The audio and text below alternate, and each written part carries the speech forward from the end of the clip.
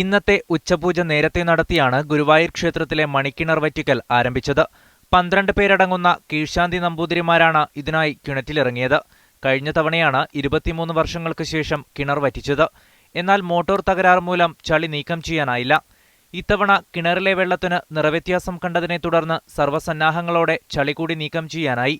ഇതിനിടയിലാണ് 1985 നഷ്ടപ്പെട്ട നാഗപടത്താലി കണ്ടെത്തിയത്.